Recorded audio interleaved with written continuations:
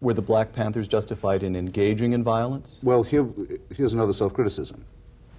At the time, I certainly would have said yes, and did say so, because I thought it was very stirring, and I don't take all of this back either, that there were blacks who didn't ask for anybody's permission anymore. They didn't wait until the moment was ripe. They didn't wait until there was a liberal consensus. They said, you know, we want to do it on our own, and we have a perfect right to do that. That struck me as a good thing. And though it led to awful consequences in the case of the Black Panthers, to gangsterism and so forth, I remember being more impressed by it now than I think I probably should have been, to the extent even of saying more impressed by what? By that kind of black style, and by its courage, and also to make full self-criticism, not recognizing that King was the real revolutionary. In other words, thinking of him as really the moderate in the thing, whereas when you look back on it, he was the one who really took it on the chin, as well as, still in his 30s, risking his life almost every day and refusing to threaten anybody else's for the rights of his own people, so to speak, but also saying that moral statements had to be made about the war and about nuclear weaponry. You saw even the civil rights movement through the prism of Vietnam and this Trotskyite vision very of the difficult global not struggle. to see it that way, because I certainly think, and Mr. Buckley in a way confirms it, that those who were on the other side saw the two things as somewhat linked as well, as a challenge to a certain ruling order. Yeah. Your statement is that they were seen by those on the other side, we have a representative of those on the other side right here, as a conjoined yes. challenge to the established order. Yeah. So the George Wallace-Curtis LeMay joint candidacy was, in other words, absolutely perfect. The man who'd said, we will level every work of man in Vietnam, the head of the Bomber Command, and the man who said he would stand in the schoolhouse door.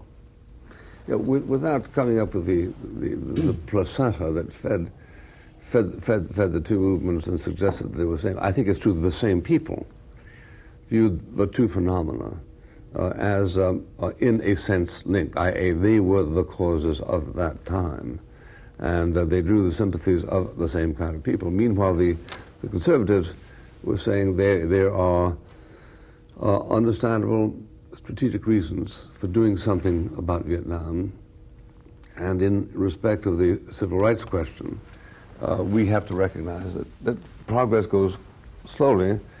The progress has to build on the good nature of the community.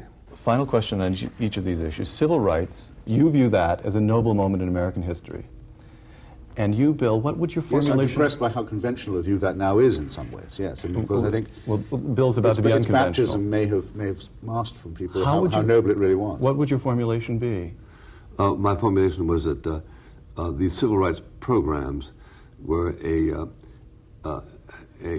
formulaic response to a real need, and not by any means one that has proved as successful as an alternative means might have been.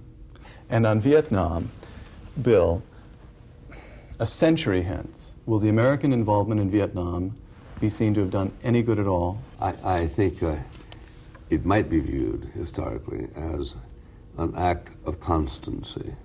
We had said that we were going to live by the doctrine of containment, and we did our best. We prevailed in Korea, we prevailed in Berlin, we prevailed in Greece, and we didn't prevail there, but we gave the right signal, that they might say.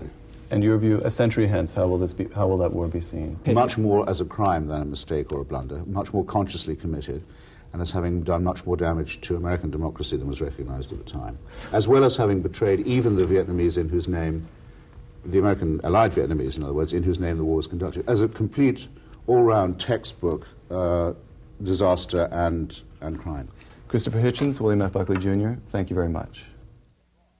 30 years after the 1960s, the United States is at peace, abroad, and at home.